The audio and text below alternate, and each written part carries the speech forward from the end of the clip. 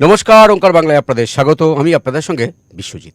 আজকের বাংলা রাজনীতি অনুষ্ঠানে আমরা নজর রাখবো, জানার চেষ্টা করব এবং এই যে ককরোচ জনতা পার্টির আন্দোলন দিল্লির যন্তর মন্তরে, তার আঁচ এসে পড়েছিল কলকাতার ধর্মতলায়। বাম ছাত্র সংগঠনে তাদের যুবদের যে সংগঠনের যে মিছিল, সেই মিছিলে ককরোচ জনতা পার্টি অংশ নিয়েছিল, কিন্তু সেখানে কার্যত এই মিছিল ঘিরে ধুমধুমার পরিস্থিতি হয়। সাংবাদিক, চিত্র সাংবাদিক তারা আক্রান্ত হয়েছেন। স্বয়ং মুখ্যমন্ত্রী শুভেন্দু অধিকারী তিনি হাসপাতালে তাদের দেখতে গিয়েছেন এবং বিধানসভায় দাঁড়িয়ে তিনি এই ঘটনার তীব্র নিন্দা করার পাশাপাশি কড়া ব্যবস্থা হবে বলে আশ্বস্ত করেছেন এবং গুন্ডা দমন আইনে দোষীদের শাস্তি হবে এবং ৩ পুরুষ মনে রাখবে এমন শাস্তি হবে আশ্বস্ত করেছেন তিনি। তবে এই যে আন্দোলন, এই যে অরাজকতা হলো আন্দোলনের নামে, এই যে কলকাতার রাজপথ কার্যত বিশৃঙ্খলা তৈরি হলো, এর পিছনে কাদের মত রয়েছে? অনেকে বলছেন যে বিদেশি ফান্ড বা বিদেশি টাকায় রাজ্য সরকারকে বা কেন্দ্রের সরকারকে অস্বস্তিতে ফেলতে বিদেশিরা ষড়যন্ত্র করছে, সেই ফান্ডে এই আন্দোলন। এর পিছনে কে রয়েছে বা কোথা থেকে সত্যি কি বিদেশ থেকে ফান্ড আসছে? যদি আসে তাহলে এটা অবশ্যই করে চিন্তার বিষয়। আমরা ঠিক এই বিষয়টা জানতে চাইব যে এই যে আন্দোলনের পিছনে বিদেশি শক্তি রয়েছে বলে একাধিক মহল থেকে দাবি করা হচ্ছে, তার সত্যতা কতটা। এই মুহূর্তে আমার সঙ্গে স্টুডিও উপস্থিত রয়েছেন বিখ্যাত সাংবাদিক ও রাজনৈতিক বিশ্লেষক অর্কপ্রভু সরকার। দাদা, আপনাকে ওঙ্কারে স্বাগত। আজকের আমরা এমন একটা বিষয় নিয়ে আলোচনা করতে বসবো, বাম ছাত্র সংগঠন এবং ককরোচ জনতা পার্টি। ধর্মতলায় বিক্ষোভ, কার্যত ধুমধুমার। একাধিক সাংবাদিক, সংবাদকর্মী তারা আক্রান্ত হয়েছেন। স্বয়ং মুখ্যমন্ত্রী হাসপাতালে দেখতেও গেছেন। আজকের বিধানসভায় দাঁড়িয়ে তিনি বলেছেন ব্যবস্থা হবে, ৭০ জন চিহ্নিত হয়েছে এবং তিনি বেশ কয়েকটা নাম বলেছেন। আমি দেখেই বলি, ৫ জনের নাম বলেছেন: আফরোজ, নাহিদ, তানবিন, নিজাম, রাহুল, জামাল। এই সমস্ত নামকে চিহ্নিত করা হয়েছে, ব্যবস্থা হবে এবং গুন্ডা দমন যে আইন হয়েছে তাতে ব্যবস্থা হবে। আপনি একজন সাংবাদিক হিসাবে, একজন নাগরিক হিসাবে, একজন বিশ্লেষক হিসাবে এই বিষয়টি আপনি কিভাবে দেখছেন? এর পিছনে কি সত্যি কোনো বিদেশের ফান্ড বা বিদেশি ষড়যন্ত্র রয়েছে বলে মনে হয় আপনার? এ তো দুধেল গাই সব। রাজারহাট, পার্ক সার্কাস, আখড়া, মেটিয়াবুরুজ থেকে এদেরকে আনা হয়েছিল। এরা কোনো কুলের ছাত্র নয়। আসলে একটা রাষ্ট্রবাদী জাতীয়তাবাদী সরকার গঠিত হয়েছে, তো এই ক্রিমিনালগুলোর ঘুম উঠে গেছে। দিদিমণির আমলে এদেরই রাজ চলতো, এরা যেটা বলতো সেটাই আইন। এখন ঘরে ঢুকে গেছে, এরা সুযোগ খুঁজছে কীভাবে অশান্তি লাগানো যায়, কীভাবে বিশৃঙ্খলা তৈরি করে যায়। কালকে আমরা দেখেছি তো, বিজেপির ফ্ল্যাগ ছিঁড়ছে, রামের মূর্তিকে কালিমা লিপ্ত করেছে, দেশবিরোধী স্লোগান। অনেকে এটাও বলেছে তাদের অনেক রাগ জমে আছে, সেই জন্য তারা এসছে। গুন্ডা দমন আইনে এদেরকে ধরা উচিত, সম্পত্তি বাজেয়াপ্ত করা উচিত, পরিষ্কার কথা। এসব জেহাদি দুষ্কৃতীদের ঠাঁই নেই এই বাংলায়। আন্দোলন নিশ্চয়ই হবে, শান্তিপূর্ণভাবে আন্দোলন হবে। পুলিশ তো খুব সংযত ছিল। শুভেন্দুবাবু বলেই দিয়েছেন যে আন্দোলন কেন হবে না, গণতান্ত্রিক দেশে আন্দোলন হবে। কিন্তু এরা তো আন্দোলনকারী নয়, এদের সঙ্গে লেখাপড়া দূর দূরান্তের কোনো সম্পর্ক নেই। এরা গায়ের ঝাল মেটাতে গুন্ডা বদমাইশ আছে। তো দুধেল গাইদের মধ্যে একটা বড় অংশ তো এরকম, যাদের দিদিমণির খুব প্রয়োজন ভোট লুটবার কারণ। দুধেল গাইদের বারবারন্ত কমে গেছে। দুধেল গাই শব্দটা আমার না, এটা দিদিমণি বলেছেন, আমি দিদিমণি শব্দ ব্যবহার করে বলছি। তো দুধেল গাইদের বারবারন্ত কমে গেছে, পুলিশ কঠোর হয়েছে, ওদেরকে ছাড়া হচ্ছে না, তাই ওরা এখন করছে। কঠোর ব্যবস্থা নেওয়া হবে। কিন্তু বামেদের তো ছাত্র আন্দোলন ছিল, এটা বামেদের এসএফআই, ডিএফআই তাদের আন্দোলনের যে কোনো আন্দোলনের মধ্যে লোকজন ঢুকে যায়, সেটা বাম নেতৃত্বও বলেছেন যে এরা দুঃখ প্রকাশও করেছেন সাংবাদিকদের আক্রান্ত হওয়ার ঘটনায়। এই লোকগুলো সুযোগ খুঁজছে কীভাবে সরকারকে বিব্রত করা যায়, কীভাবে অশান্তি লাগানো যায়, কীভাবে সংবাদ মাধ্যমকে আক্রমণ করা যায়। এদের একটা ইন্টারেস্ট আছে। খোঁজখবর নিলে দেখা যাবে এদের সঙ্গে জেহাদি নেটওয়ার্কের হয়তো লিঙ্ক আছে, না হলে এই কাণ্ড তারা করে না। এই সরকারকে ডিস্টার্ব করবার জন্য নানা শক্তি সক্রিয় হয়েছে, যারা মানতে পারছে না বাংলায় একটা রাষ্ট্রবাদী সরকার হয়েছে। অনেকে বলছে এর পিছনে বিজেপি মানে বিদেশি ফান্ড থাকতে পারে, এটা কি? সর্বভারতীয় স্তরে অনেকেই অনেক কথা বলছে। কাতার থেকে নাকি পয়সা আসছে, খাবারের বিল মেটানো হচ্ছে। পাকিস্তান বাংলাদেশের বহু ব্লকার এদেরকে উস্কানি দিচ্ছে। বিদেশি শক্তির হাত তো একটা আছেই। সে তারা কারা? কারণ ভারতের প্রগতি, ভারতের গণতান্ত্রিক ইনস্টিটিউশনগুলোর যে ভিত, সেটাকে দুর্বল করার চেষ্টা বিদেশি শক্তি চিরকালই করে। এখানেও করছে, এটা নিয়ে কোনো সন্দেহের অবকাশ নেই। আবার যে বিষয় নিয়ে ছাত্ররা আন্দোলন করছে সেটাও খুব যৌক্তিক। ছাত্রদের আন্দোলনকে কাজে লাগিয়ে বিদেশি শক্তি, জিহাদি শক্তি, টুকরে টুকরে গ্যাং এর মধ্যে ঢুকেছে। দিল্লি পুলিশ ইতিমধ্যে 2,500 জনকে আইডেন্টিফাই করেছে যারা দাগি দুষ্কৃতী। তারাই কিন্তু পুলিশকে ইট ছুঁড়েছে, পুলিশের গাড়িতে দেশলাই দিয়ে পেট্রোলে আগুন জ্বালিয়ে দিয়েছে। এদের সঙ্গে কোনো শিক্ষা, নিট, কোনো পরীক্ষার সম্পর্ক নেই। এরা দাগি দুষ্কৃতীরা এই সুযোগগুলোকে কাজে লাগায়। একটা জিনিস না আমি মানে খুব ইচ্ছে করছে জানতে আমার, জেনজি আন্দোলনে আমরা দেখেছিলাম নেপাল, বাংলাদেশ, শ্রীলঙ্কা, ভারতবর্ষে এরকম একটা কিছু হতে চলেছে অনেকে মনে। যারা চাইছে তারা বিদেশি শক্তির মদতপ্রাপ্ত শক্তি। বাংলাদেশে গণতন্ত্র বলে কিছু নাই, শ্রীলঙ্কাতেও নেই, নেপালেও গণতন্ত্র খুব ভঙ্গুর। ভারতবর্ষের মতো বিশাল দেশে যেখানে এত শুধু মাটির গভীরে গণতন্ত্রের ভিত, সেখানে এইসব করে কিছু হবে না। ভারতবর্ষের সরকার কে হবে, কে যাবে, কে আসবে, সব মানুষ ভোটের মাধ্যমে ঠিক করবে।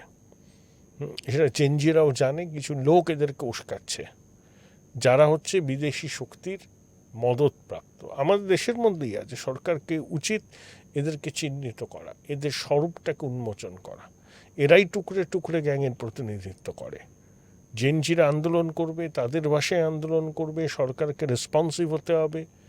সরকারকে শুধু নির্দেশ আর হুকুম জারি করলে হবে না, সহানুভূতির সঙ্গে তাদের দাবি দেওয়া বিবেচনা করতে হবে, তাদের ভাষায় তাদের সাথে কথা বলতে হবে।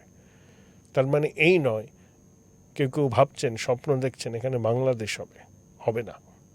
আপনারা রাষ্ট্রবিরোধী শক্তির মদতে এইসব আকাশ কুসুম কল্পনা করছেন, আপনাদের স্বরূপ উন্মোচিত হবে। মানে ধর্মেন্দ্র প্রধানের তো পদ থেকে দাবি জানাচ্ছে ওরা, তা এই বিষয়টা কি বিবেচনা করা উচিত সরকারের? না, সরকার কেন ধর্মেন্দ্র প্রধানের ইস্তফা দাবিকে করবে, গুরুত্ব দেবে? আজকে যদি এটাকে মেনে নেওয়া হয়, ভবিষ্যতে অন্য অনেক মন্ত্রীর ইস্তফার দাবি করবে এবং বিরোধীরা রক্তের স্বাদ পেয়ে যাবে। পূর্ব শর্ত ছাড়া সংসদে আলোচনা হোক, বিরোধীরাই ঠিক করবে না 12 ঘন্টা, 24 ঘন্টা না 48 ঘন্টা আলোচনা হবে। তাদের কথা বলুন, সরকারের কথা বলবে। দেশের মানুষ জানতে পারবে কারা প্রকৃত ছাত্রদের স্বার্থ রক্ষায় কথা বলছে আর কারা ছাত্রদের আন্দোলনকে পুঁজি করে রাজনীতির রুটি শিখছে। এটা দেশের মানুষের কাছে স্পষ্ট হওয়া প্রয়োজন। সংসদের আলোচনা হলে সরাসরি সম্প্রচার হয়। বিরোধীরা তো এটা চাইছে না আলোচনাটা হোক, তারা এটাকে রাজনৈতিক মুদ্রা বানাচ্ছে। ছাত্রদের আন্দোলনের ঘাড়ে চেপে তারা ফায়দা লুটতে চাইছে নির্বাচনী রাজনীতিতে। ধর্মেন্দ্র প্রধানের ইস্তফা দিতে হবে, নইলে আলোচনা নয়, এটা তো কোনো সরকার মানবে না, গণতান্ত্রিকভাবে নির্বাচিত সরকার মানবে না। কে মন্ত্রী হবে, কে মন্ত্রিসভা থেকে বাদ যাবে, সেটা সরকার ঠিক করবে। কোনো সিভিল সোসাইটি, কোনো ছাত্র সংগঠন, কোনো বিরোধী দল সেটা কিন্তু ঠিক করতে পারে না। আমরা কোথাও কি এই যে ছাত্রদের আন্দোলনটা বিরোধীরা হাইজ্যাক করে নিচ্ছে, রাজ্যেও বা কেন্দ্রীয় ক্ষেত্রে? হ্যাঁ, মমতা ব্যানার্জি তো আবার সোমবার যাবেন, ওখানে নাটক করতে যাবেন, তাই তো করছে। এখানে গণতান্ত্রিক থাপ্পড়কে পিসিমণি পাগল হয়ে গেছে, উন্মাদ হয়ে গেছেন, তাই ওখানে ফুটেজ খেতে উনি যাচ্ছেন। তা অখিলেশও যাচ্ছে, তাও তো উত্তর বলছে ভোট আছে, কংগ্রেস তো আছেই এর মধ্যে থেকে। যেটা অনুপম খের থেকে অভিনব বিন্দ্রা ছাত্রদের আন্দোলনকে সমর্থন করেছে, বারবার সতর্ক করে দিচ্ছেন তাদের আন্দোলনের ধার এবং ভার নষ্ট হয়ে যাবে, মানুষের সিম্প্যাথি চলে যাবে যদি এইসব লোকজনকে তাদের মঞ্চে দেখা যায়। মমতা, অখিলেশ, রাহুল ছাত্রদের আন্দোলনের প্ল্যাটফর্মকে ব্যবহার করে তারা যদি রাজনীতির পাটিগণিত মজবুত করার চেষ্টা করেন, দেশের মানুষ সেটা বুঝবেন। ছাত্রদের তাতে ক্ষতি হবে, তাদের আন্দোলন, তাদের ন্যায্য দাবি দাওয়াগুলো কিন্তু পূরণ হবে না। ইতিমধ্যে যিনি অনশনে বসছিলেন 26 দিন পর, তিনি তো অনশন প্রত্যাহার মানে তিনি অনশন তুলে নিয়েছেন, তারপরেও যে আন্দোলনটা হচ্ছে, মানে সন্দেহ তো স্বাভাবিকভাবে হয়। এর পিছনে উস্কানি আছে, বাইরের শক্তির উস্কানি আছে, বিরোধী দলগুলোর উস্কানি আছে। তারা চাইছে অন্তত স্বাধীনতা দিবস পর্যন্ত আন্দোলনটা টেনে নিয়ে যেতে, দিল্লিতে একটা অচলাবস্থা তৈরি করতে, আইন শৃঙ্খলা পরিস্থিতির অবনতি হচ্ছে এই ছবিটা দেখাতে, ছাত্রদের দাবি সরকার মানছে না, বিদেশের সংবাদ মাধ্যমে যাতে ফলাও করে এইসব প্রকাশিত হয়। এটা একটা বড় শক্তি চক্রান্ত আছে। আবার একই সঙ্গে বলছি, সরকারকেও সমবেদনার সঙ্গে বিষয়টা দেখতে হবে। কোনো উপর থেকে চাপিয়ে দেওয়া নির্দেশ কিন্তু কাজে লাগবে না। বেশ, এবার আমরা একটু সেবাশ্রয়ে আসবো। অভিষেক ভাইপো তো বন্দ্যোপাধ্যায় চিটিংবাজ বলেই দিয়েছেন শুভেন্দু, ভাইপো বেরোতে পারবে না এটাও বলে দিয়েছেন। কত তাড়াতাড়ি মাহেন্দ্রক্ষণ আসে সেটার জন্যই বঙ্গবাসী অধীর আগ্রহে অপেক্ষা করছে। সরকারি হাসপাতালের এই machine, ultrasono machine, X ray machine নিয়ে গেছে। ওই দিলীপ মণ্ডলের গোডাউনে 2021 এক্সপায়ারি উত্তীর্ণ হওয়া ওষুধ পাওয়া গেছে। কয়েকজন বিকলাঙ্গ হয়েছে, একটি মহিলার পা বাদ গেছে, ভুতুরে ডাক্তার, ছাত্র, এদেরকে দিয়ে চিকিৎসা করানো হয়েছে। ভাইপো যেখানে দুর্নীতি সেখানে। শুভেন্দুবাবু আজকে স্পষ্ট করে বলে দিয়েছেন, ফেরেববাজ তো বটেই, ও চিটিংবাজও। যাহা ফেরেববাজ তাহা চিটিংবাজ। বঙ্গবাসী আশ্বস্ত হয়েছে, ভাইপোর জেল হচ্ছে এবং জেল হলেও তাড়াতাড়ি বেরোতে পারবে না। সব মুখ্যমন্ত্রী যখন বিধানসভায় দাঁড়িয়ে বলেন কেউ ছাড় পাবে না, জেলে যেতেই হবে, তাড়াতাড়ি বেরোতে পারবে না, তার কথার তো গুরুত্ব দিতেই হবে। বিধানসভা চলছে, বিধানসভার ফ্লোরে দাঁড়িয়ে যখন মুখ্যমন্ত্রী এই কথা বলেন তখন তার তাৎপর্য সুদূর প্রসারী। আমি একটা অন্য বিষয় আসছি, যে বামেরা কি কোথাও খড়কুটো হয়ে কোথাও আঁকড়ে ধরে কোথাও একটা আন্দোলনে নিজের জমি আন্দোলন কেন করবে না? আন্দোলন করার তো অধিকার সবারই আছে। আমার বক্তব্য, ওই নাহিদ, আফরোজ, তানভীর, রাহুল, জামাল, এরা কোথাকার ছাত্র? এরা ঢুকেছিল অশান্তি পাকাবার জন্য। সাংবাদিকদের মারধর করবে কেন? বামেরা নিন্দা করেছেন, আন্দোলন তারা করতেই পারেন, কিন্তু তারা যেন উস্কানি না দেন এদেরকে, তারা যেন সমর্থন না করেন এইসব দুষ্কৃতীদের, সেটাও বাম নেতাদের দেখতে হবে। তাহলে তাদের বিরুদ্ধে উস্কানি দেওয়ার অভিযোগ দায়ের হবে। কিন্তু যাদবপুরে যে সমস্ত ছাত্রছাত্রীরা দেখেছিলাম যে তারা আরজি করার সময় আন্দোলন করেছে, সে সমস্ত মুভমেন্ট একটা দেখা গেছিল, এসএফআই, ডিওএফআই বড় বড় করে ব্যানার করে তারা মিছিল করেছে। তারা কেন দায় নেবে না? দায় তো এড়াতে পারে না তারা।